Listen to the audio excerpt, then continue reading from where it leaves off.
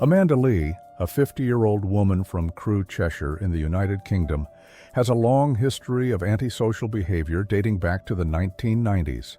Her criminal record spans over 2 decades, with 15 convictions between 1996 and 2018.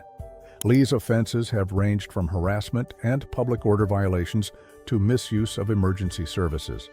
However, the most notorious aspect of her criminal activities was a persistent Pooh bombing campaign that reportedly lasted for 25 years. This involved repeatedly defecating on her neighbor's property, causing significant distress to the community.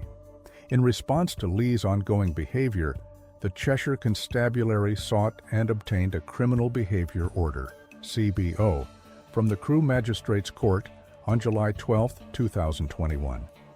This measure was taken after all other reasonable avenues to address her crimes had been exhausted. PC Alex Barker of the Crewe Beat Management Team explained that despite being convicted numerous times, Lee's attitude and behavior had not changed in the slightest. The CBO imposed on Amanda Lee includes several specific restrictions designed to prevent her from engaging in further disruption.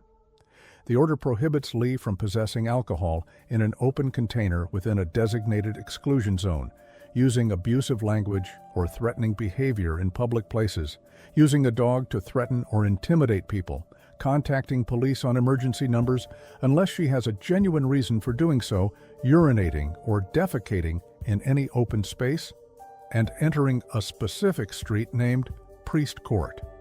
The exclusion zone encompasses several areas in Crewe, including Vernon Way, West Street, Hightown, Browning Street, Richard Moon Street, Flag Lane, Dunwoody Way, and Oak Street. The most striking and unusual aspect of the CBO is the explicit ban on urinating or defecating in public spaces.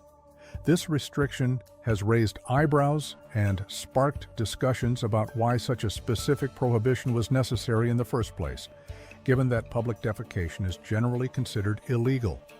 The inclusion of this particular restriction highlights the severity and persistence of Lee's offenses. If Amanda Lee violates any of the terms outlined in the order, she could face serious legal consequences. Breaching a CBO is considered a criminal offense and carries a maximum punishment of up to 5 years in prison.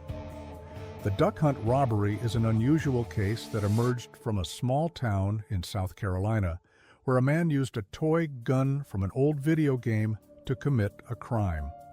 The incident occurred on May 30th, 2023, at the Sharon Quick Stop convenience store in Sharon, South Carolina. This small town, located in York County, has a population of just over 2,500 residents. The robbery was executed by David Joseph Delandro, a 25-year-old resident of the area. David's choice of weapon was a spray-painted Nintendo Zapper. This plastic toy was an accessory to the Nintendo video game known as Duck Hunt, which allowed players to shoot virtual ducks on screen using the Zapper. On the day in question, David entered the store at approximately 5:45 p.m., wearing a disguise that included a mask, wig, and hoodie. Witnesses reported seeing him enter the store and demand money from the clerk while brandishing what appeared to be a firearm. In reality, it was just a toy gun tucked into his waistband. Under pressure and fearing for their safety, the clerk complied with the demands and handed over approximately $300 from the cash register. Despite his initial success in executing the robbery, David's freedom was short-lived. Law enforcement responded swiftly to the scene. Deputies from the York County Sheriff's Office quickly located him in the parking lot of a nearby Dollar General store. Upon searching him, they discovered the duck hunt pistol concealed in his pants. He was arrested on site and subsequently booked into the York County Detention Center. David's background prior to this incident included minor legal infractions. He had 3 speeding violations in York County, but no significant criminal history.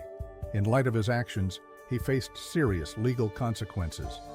Despite using a toy gun during the robbery, he was charged with armed robbery with a deadly weapon, even though he wielded a toy gun. South Carolina law considers representations of deadly weapons as sufficient grounds for armed robbery charges if those present reasonably believe them to be real threats. In addition to armed robbery, David faced charges of petty larceny for stealing less than $2,000 and wearing a mask in public, a violation under South Carolina law that prohibits individuals over 16 from concealing their identities in public spaces. Based on the information I could find, it doesn't seem that David Delandro has been sentenced yet, but it's estimated that the sentence could include 15 to 30 years in prison. Antoine Sims, a 24-year-old man, had a complex legal history. In October 2018, Sims was implicated in a serious crime that would set the stage for his future legal troubles. He was accused of involvement in the death of Adalisa Maratovich, a 21-year-old woman. According to Johns Creek police, Maratovich accompanied her boyfriend Michael Smith and Dason Flower Noy to the retreat at Johns Creek Apartments on October 29, 2018. The group allegedly went to buy marijuana from Sims when a gunfight erupted. During the exchange of gunfire, Maratovich was fatally shot. Afterwards, Sims allegedly drove the car containing her body to a Lawrenceville subdivision and set it on fire with her remains inside. The burning vehicle was discovered around 3:30 a.m. the following morning. As a result of this incident, Sims, along with Smith and Noy, were all charged with felony murder. While Smith and Noy turned themselves in about a month after the incident, Sims fled. He was eventually arrested in Wisconsin in March 2019. He remained incarcerated from 2019 until February 2022, when he was granted a $275,000 bond and released. As part of his release conditions, he was required to wear an ankle monitor. Sims was scheduled to enter a final plea for the murder case on July 26, 2022, but failed to appear in court, resulting in an active warrant for his arrest. This background sets the stage for the events that unfolded at the Kennesaw McDonald's on August 5, 2022, where a dispute over cold French fries would lead to the discovery of Sims's outstanding warrant and his subsequent arrest. Sims and his fiancée visited the McDonald's location on Cobb Parkway that day. According to Sims's account to the police, their orders seemed to take longer than expected. When they finally received their food, Sims found that the fries were not as hot as he desired. This dissatisfaction prompted him to approach the cashier to complain. He explained to the police that he had not been given a receipt for his order, which meant he was unable to know if his order number had been called. This lack of a receipt became a point of contention in the dispute. In Sims's exact words, he said, "So now, our food is sitting there cold. So when I come up, I try the fries. The fries are lukewarm, but they're not hot." Instead of requesting a refund, which Sims believed would take several days to process and appear in his bank account, he asked for a fresh order of fries. This request, however, did not go smoothly and led to an argument with the restaurant staff. The situation quickly deteriorated from then on. According to the restaurant owner's account to the police, Sims became increasingly aggressive during the interaction. The owner alleged that Sims started swearing, demanding that they fix the expletive food. The dispute escalated further when Sims allegedly threw his drink at the staff. Sims was then asked to leave the building, but further disagreement led to police being called. Upon arrival, the officers began gathering statements from both Sims and the restaurant staff to understand the situation. Sims maintained that he had calmly and simply been seeking a resolution to his complaint about the cold food. In light of the confrontation, the manager expressed a desire for Sims to be issued a criminal trespass warning. He was quoted saying, "I don't ever want him back here." Interestingly, the manager made an observation to the police about Sims's appearance. He said, He's obviously on probation. He's got an ankle bracelet on.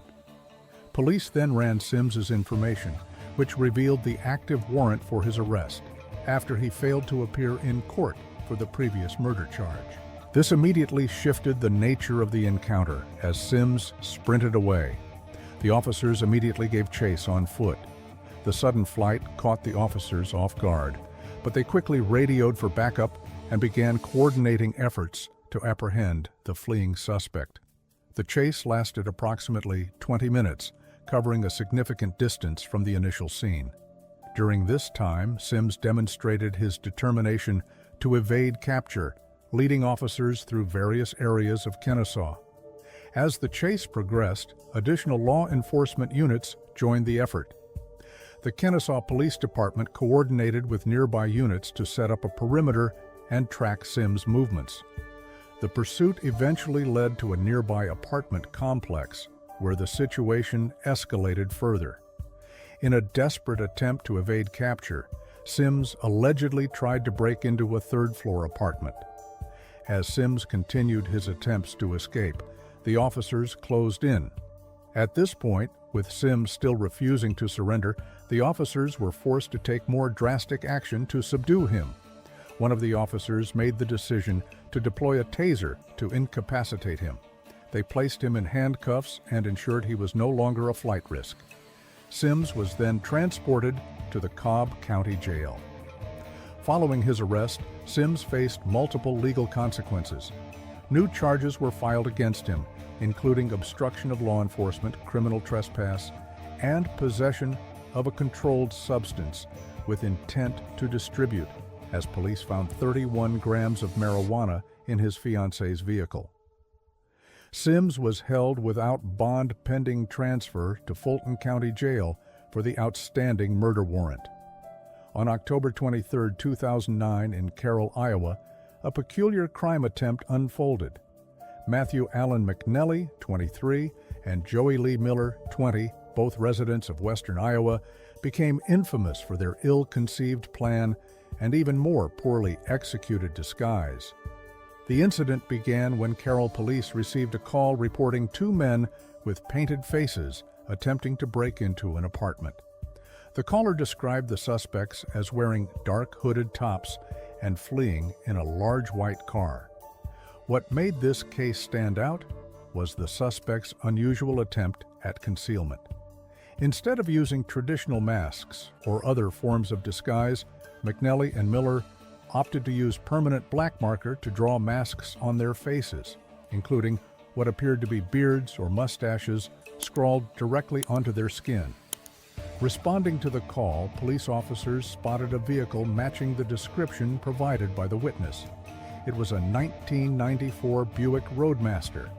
The police pulled over the car at gunpoint, and upon approaching the vehicle, the officers were met with an unexpected sight. Two men with their faces covered in black marker ink. Carroll Police Chief Jeff Kaler later commented on the ease of identifying the suspects, jokingly stating, "We're very skilled investigators, and the black faces gave them away right away." He added, "I have to assume the officers were kind of laughing at the time. I've never heard of coloring your face with a permanent marker." Initially, both McNelly and Miller were charged with attempted second-degree burglary. McNelly faced an additional charge of operating a vehicle while intoxicated. The men appeared at Carroll County Magistrate Court on Monday, October 26, 2009, and were released on bail. However, despite the initial charges and media attention, the legal outcome of the case took an unexpected turn. On an unspecified date, Judge Christopher P. King dismissed the attempted burglary charges against both McNelly and Miller. The judge cited insufficient evidence to support probable cause that the men committed the crime. It was noted that there was no evidence the men had entered the apartment. Neither man possessed a weapon, and no one was injured during the incident. While the exact motive for the attempted break-in was not definitively established, some information emerged.